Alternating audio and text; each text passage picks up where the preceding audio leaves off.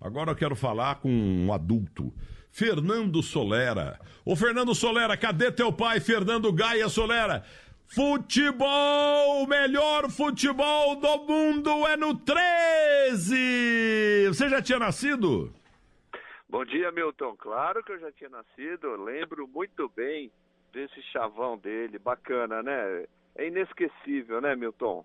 Você sabe que num terceiro tempo, domingo à noite, que o teu pai estava apresentando aqui, era o terceiro tempo da época, e à tarde o Étel Rodrigues, que foi repórter da Bandeirantes, eu ouvi muito lá em Muzambinho, Etelvino Rodrigues, nasceu em Borboleta, depois mudaram o nome da cidade lá perto de Rio Preto para Batiba City, e ele virou árbitro de futebol e não deu certo, foi para o Espírito Santo e morreu de tristeza em Belo Horizonte.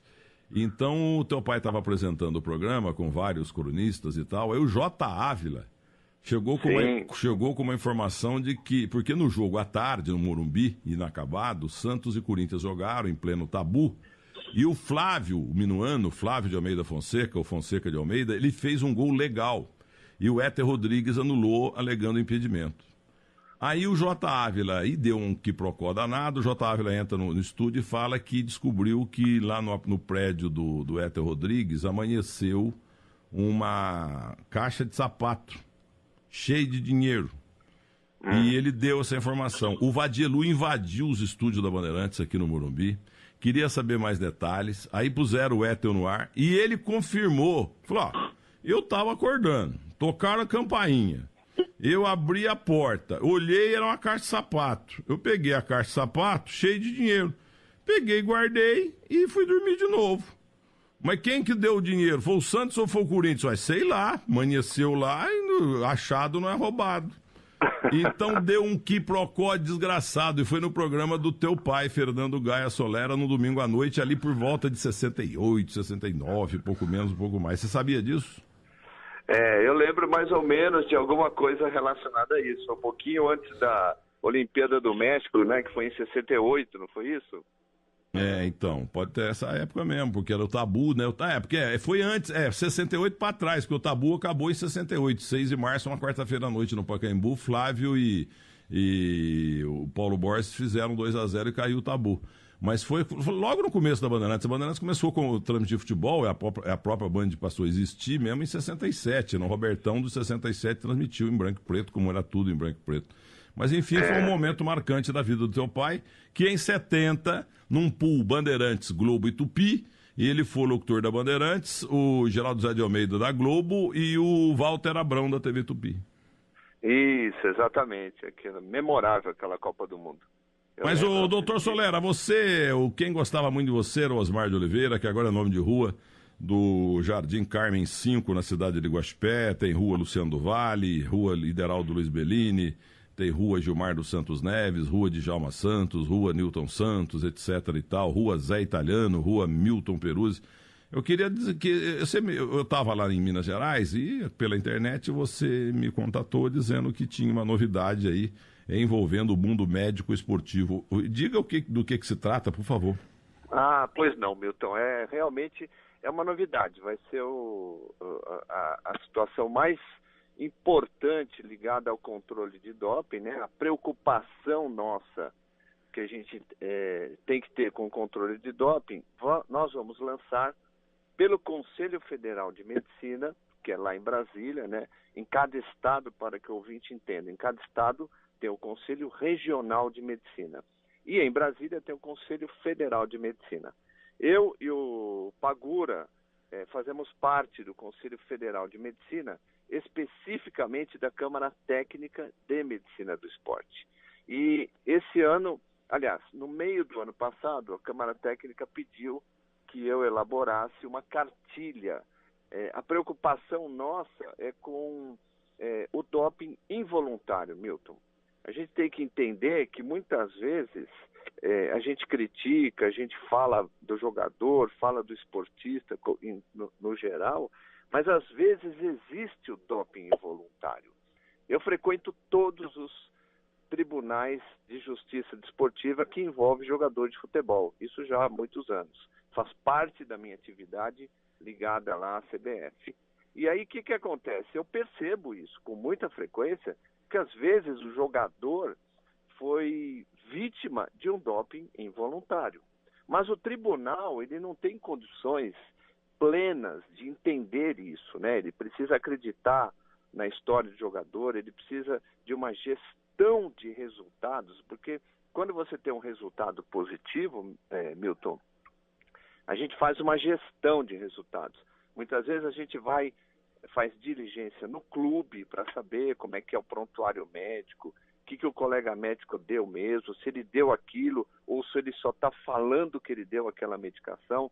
Então, o Conselho Federal, pensando em normatizar, deixar uma situação mais tranquila para quem trabalha no consultório e eventualmente atenda um atleta, o Conselho Federal pediu que a gente fizesse essa cartilha.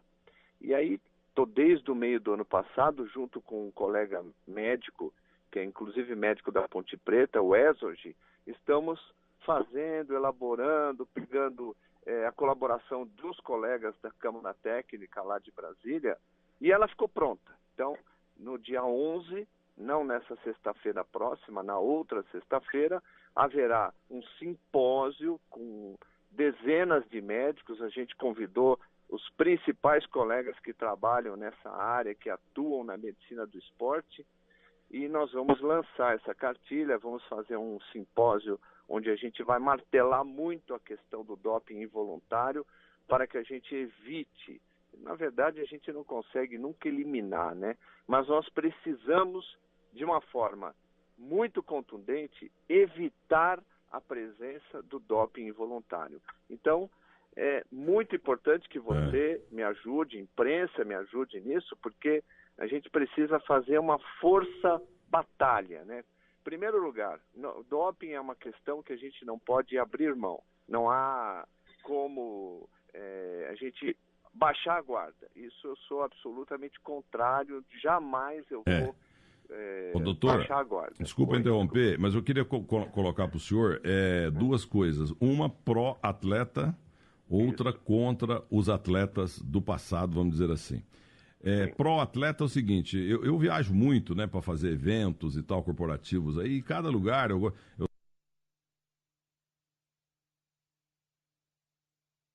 estava em Portugal outro dia e eu vi lá um nome de uma água mineral que é a coisa mais esquisita do mundo, eu não queria nem falar, que é gozado, porque o português de Portugal, o que é o legítimo, ele é bem diferente do nosso e tal. Bom, então é o seguinte, então você está lá no café da manhã, lá do teu hotel, ou na concentração do seu time, do atletismo, etc. E tal, e você toma ali no café da manhã, você toma uma água mineral ali, ou você toma um café dali, como o Zete, o querido Zete, tomou aquele charicoca, na Bolívia, deu um rolo lá na vida dele. Então você pega uma garrafinha, como eu tô com a garrafinha aqui de água mineral Bioleve, então o que acontece? Você toma água lá em Manaus, lá em Recife, lá em Porto Alegre, lá em Belo Horizonte, lá em Juruáia, lá em Portugal, você toma, e de repente aquela água lá tem um doping. E o cara simplesmente se arrebenta na vida. Quer dizer, é muito difícil esse trabalho de vocês, porque tem muita gente inocente que cai sem culpa. Nossa, você usou agora de uma situação importantíssima. Olha só, nós temos um trabalho, Milton, porque as pessoas imaginam que o controle é só ir lá no jogo, coletar a urina do jogador e levar no laboratório. Doping é fácil fazer, né? Mas o que eu dei de aula, só para você ter uma ideia, o ano de 2017, eu administrei 72 palestras no Brasil inteiro para clubes de futebol da série A, B, C e D. Não é muito fácil ir num clube grande, mas vai lá para o sertão, vai lá para a Amazônia, não estou falando nem Manaus, estou falando da Amazônia, Acre. Então, a gente eu pessoalmente administrei 72 aulas ligadas à educação do controle de doping. Para que você tenha uma ideia, e já pegando um gancho bastante interessante, na terça-feira próxima, agora, no dia do feriado, onde todo mundo vai estar em casa aproveitando junto com a sua família, eu vou estar em Porto Alegre, nós vamos ter 150 crianças do Grêmio, crianças, ou seja, categoria sub-15, sub-13, sub-10, tendo aula de controle de doping comigo. Na quinta-feira é a vez do Inter. Então, se a gente não educar, nós não podemos cobrar. Sim, doutor, Então, mas peraí. Esticando o meu raciocínio aqui de amador, simplório, é por isso que tem muito time que leva a sua água, tem muito time que leva o seu cozinheiro a sua comida. Porque exatamente. Se você vai fazer um jogo decisivo aí num país, sabe? Você lembra o que a Argentina fez com o Branco lá, né? Ela deu em pleno jogo. Entendeu? Então você vai numa Copa do Mundo agora, entendeu? Você vai decidir a Copa do Mundo com a Rússia. A Rússia que se envolveu até na eleição do Trump. Eles são danados e são os campeões mundiais do doping, uma pouca vergonha. Então, de repente, você está comendo uma bela, uma deliciosa comida lá no hotel, lá na Rússia, e vai decidir a Copa com eles, e de repente naquela comida tem doping, tem substância proibida. Quer dizer, o senhor recomenda o quê? Que os times levem suas águas, suas comidas, seus cozinheiros? Levem tudo. Olha, vou dar um exemplo dessas aulas que a gente fala para o jogador. São casos, Milton, que eu passo para o jogador com o nome do jogador para que eles entendam que isso realmente aconteceu. Não estamos pensando, imaginando, não. Olha só, todos nós que viajamos bastante sabemos que quando a gente chega num hotel, lá dentro tem uma pasta de dente, uma escova de dente que você pode utilizar. Existe um caso relatado no futebol sul-americano, que naquela pasta de dente foi colocado cocaína dentro. Então o jogador, na hora que foi escovar os dentes, tinha cocaína contaminada na pasta de dente oferecida pelo hotel. Aí você vai atrás, quem fez isso? Ninguém sabe.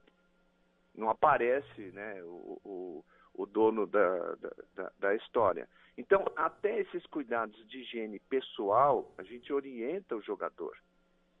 Que dirá você pegar uma bebida aberta num restaurante, numa festa? Quantas e quantas questões a gente tem de jogador que se contaminou porque estava numa festa e alguém colocou uma bolinha, alguma coisa na substância que ele vai, na água, na bebida, na cerveja que ele vai beber naquele momento. Então, os cuidados que o jogador tem que ter beira a neurose.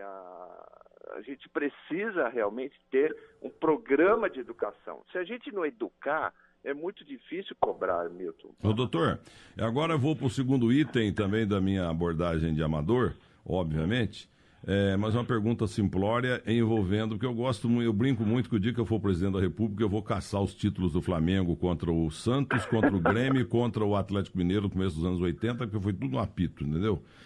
Eu pergunto ao senhor, uma pergunta difícil, mas o senhor é um especialista, talvez nos dê pelo menos um percentual parecido.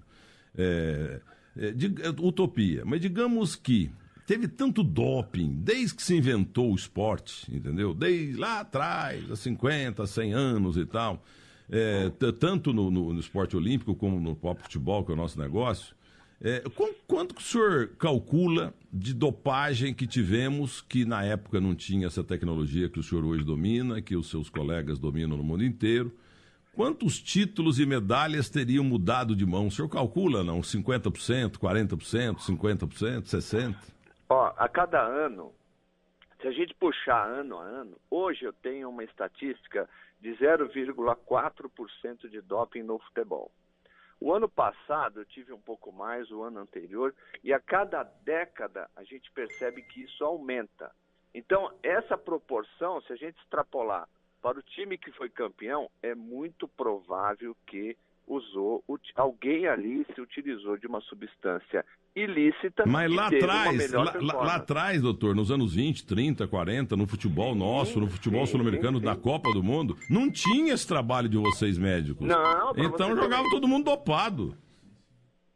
Muita gente. Para você ter uma ideia, Milton, a gente conseguiu desenvolver a tecnologia para buscar anabolizante na urina de um atleta nos anos 50. Tá vendo? Então, lá atrás, usava-se, já existia o anabolizante e ninguém conseguia achar uma molécula de anabolizante na urina de ninguém. Antigamente chamava, até no futebol humilde lá da minha terra, eles falavam, eu tinha um quarto zagueiro chamado Candão, o Candão usa bolinha. Ele usa bolinha. A história da bolinha. A história da laranja no intervalo, né, que os caras colocavam. Porque aí, durante o jogo, eu vi um jogador de fora também, eu tenho ele na retina ainda, eu tinha lá uns 10, 12 anos, um jogador de fora lá de uma cidade, lá de Boa Esperança, ele era um jogador que tinha sido contratado só por jogo lá.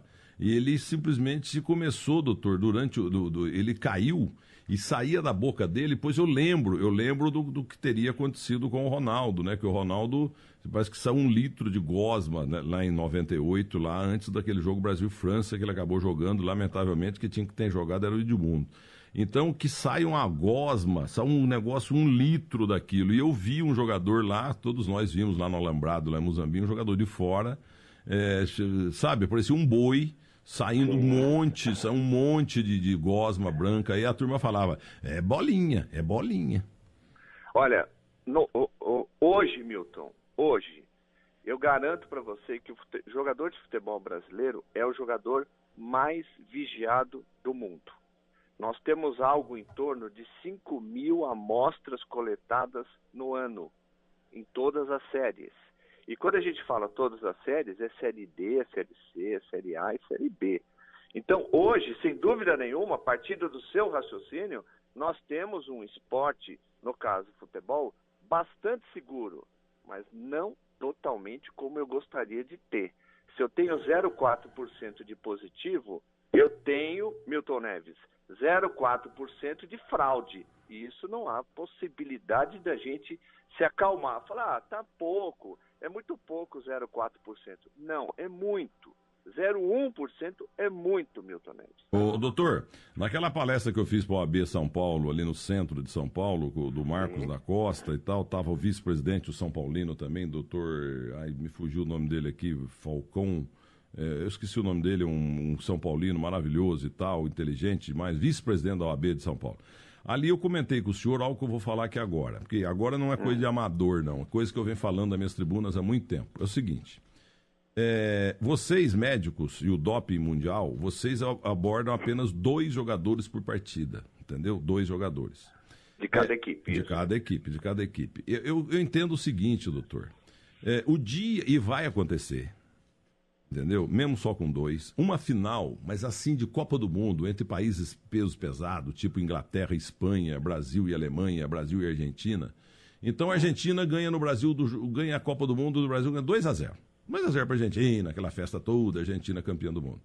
Aí um dos 2 jogadores da Argentina é pego dopado. O que acontece? Estripa-se o cara, pune-se o cara, expulsa o cara, mata o cara, mas o resultado é mantido. Doutor, isso é um absurdo. Aí eu pego e falo, e vários colegas não concordam comigo. Não, Mitanese, esse aí é esporte coletivo, só 2 jogadores, um jogador não pode contaminar 11. O que é isso? Na Olimpíada, quando você tem revezamento ali é também esporte coletivo. Revezamento no atletismo, revezamento na natação. Quantos resultados não estão voltando atrás aí de 8, 10, 15 anos? Aí o Brasil outro dia herdou uma medalha de prata porque tinha chegado de bronze, porque tinha chegado em 4º lugar. E quem ficou em segundo, ou em primeiro, ou em terceiro, tinha um dos atletas estava dopado.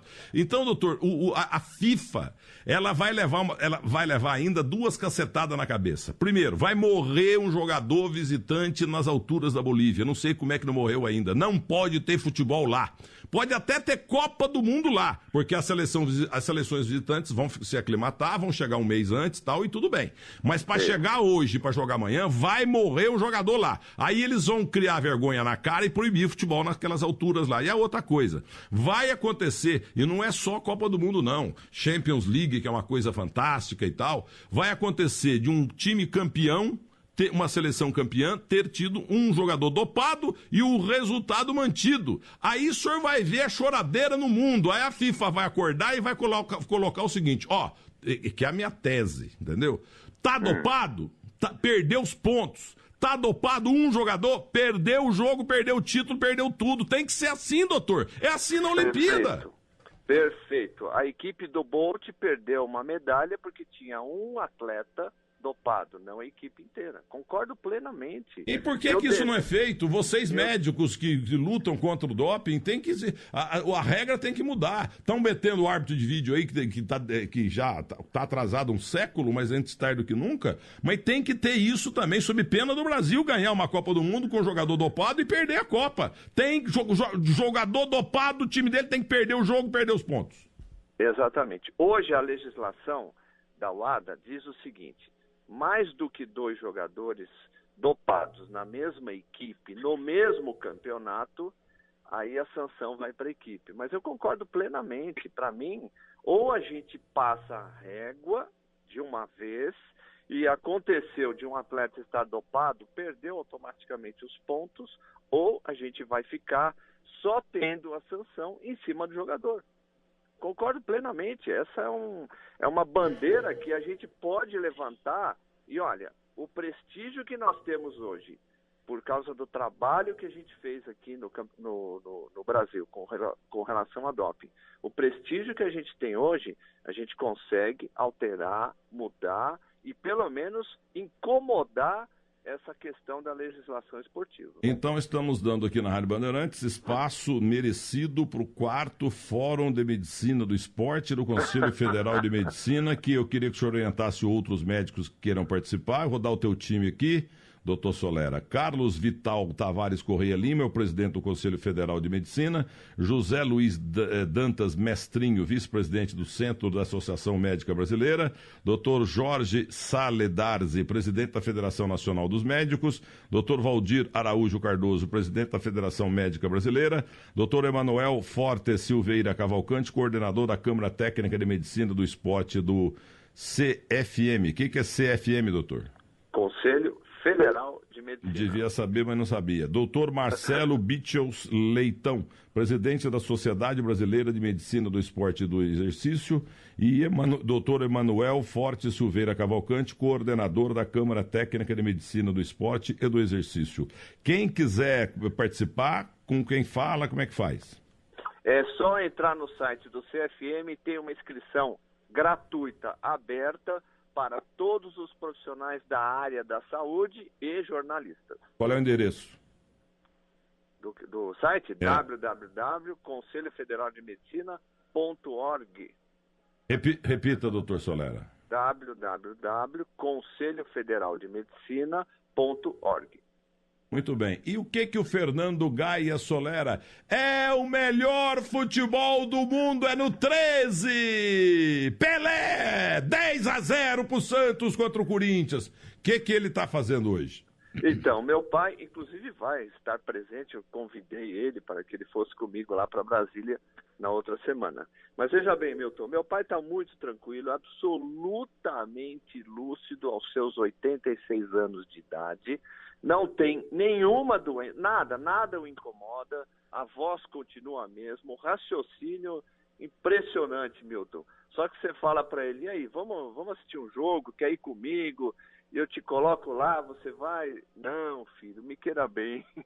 Deixa eu tranquilo aqui com a minha mulher, ele casou com a Bia recentemente, deixa eu aqui tranquilo com a minha mulher, quero ir para Águas de Lindóia, quero ir a Buenos Aires. Meu pai tem uma vida muito simples, Milton, muito simples, tranquilo, sabe aquelas pessoas que comem feijão com arroz, bife, e tá muito feliz na vida, viu, Milton? O Solera, com 86 anos, casou de novo, igual o Carlos Alberto de Nóbrega? Cara, ele casou, rapaz, e a Bia é uma pessoa espetacular, apaixonadona, gosta muito dele, cuida como, sabe, nem como a gente, como filho, cuidaria. Ele está muito feliz. Porque feliz. Ele se separou ou a tua mãe morreu? Não, minha mãe faleceu faz 10 anos, lembra? Você chegou a noticiar na época bastante, você chegou a nos emocionar até, falou bastante nos seus programas, mas a minha mãe, infelizmente, faleceu, teve um tumor de pancreas aqui no pulmão, e chegou o momento dela, né? Aí meu pai ficou muito triste, rapaz, ficou, né, como... Aí acabou conhecendo a Bia, e a Bia é muito legal. O Orlando Duarte também, grande companheiro, contemporâneo do teu pai, chegando nos 90 anos. Ele está lá com a sua doce Conceição. O Cláudio Karsug fez 173 anos ontem, casou numa época que tinha corrida de biga ainda. Ele ficou viúvo, mas não casou de novo. Querido Cláudio Karsug, que é colunista do portal terceirotempo.com.br. E o grande, maravilhoso Flávio Araújo mora em São José dos Campos. Ele está no segundo casamento e no segundo casamento a esposa dele está com mal de Alzheimer, que é um mal terrível hoje no mundo. A minha tia-mãe, Antônia Carlos Fernandes, ela ficou 18 anos na cama. Porque a medicina de vocês avançou muito no combate ao câncer, no combate à AIDS. A AIDS, você lembra quando apareceu? Parecia AIDS, pronto. Era uma tragédia. Já pode comprar um caixão. Hoje a turma tá... o Mac Johnson teve AIDS e está mais forte que antes, né? E no câncer também. Câncer, quando dava, lá em Minas a gente chamava de morreu de doença ruim. Não falava a palavra câncer. Hoje as pessoas vivem muito tempo ainda com câncer, né? Dr. Maluf aqui do Einstein é um verdadeiro gênio também, como tantos outros grandes médicos da sua área aí, da medicina. Agora, no Alzheimer não tem jeito. Tá zero. Ninguém conseguiu ainda efetivamente, né, combater, né? O Alzheimer realmente é o mal de todos os males, porque vitima a pessoa e a família inteira. E a família sofre. A minha tia foi uma professora maravilhosa em Muzambinho, Guaxupé e Monte Belo. Ela não casou para cuidar da minha avó, da minha mãe, dos sobrinhos todos. Coitada, para operar como é que chama quando tira o seio? Mastectomia. Então, minha mãe fez uma mastectomia também. Ela teve que fazer, e para fazer isso, ela teve que vender o fundo da horta. Onde a gente tinha jabuticabeira, tinha mexeira, sabe, mangueira. Sei. E a coitada depois ficou 18 anos na cama. Ela tinha ultimamente, né, ela parecia um neném de um dia de vida. Tadinha, entendeu? Mas isso é com todas as pessoas que têm o mal de Alzheimer. E eu meti 5 mulheres lá, cuidadoras, né, sabe, mas não quis saber. Porque essa mulher fez por mim. Entendeu? Eu duvido que no mundo tenha uma pessoa tão maravilhosa como ela foi comigo e com a minha família. Ela tinha que trabalhar cedo, à tarde e à noite para sustentar tanta gente e ganhando uma porcaria, porque o professor nesse país não ganha nada, o professor é humilhado nesse país, o professor é a figura mais importante da sociedade e os governos municipais, estaduais e federais não cuidam da figura do professor. Esse país só vai sair do buraco o dia que o professor for devidamente respeitado e remunerado. Doutor, um grande abraço ao senhor e viva a medicina. Muito obrigado, Milton. Um grande abraço para você também e espero todos lá no dia 11. Parabéns pela iniciativa aí. Doping é uma praga também no esporte.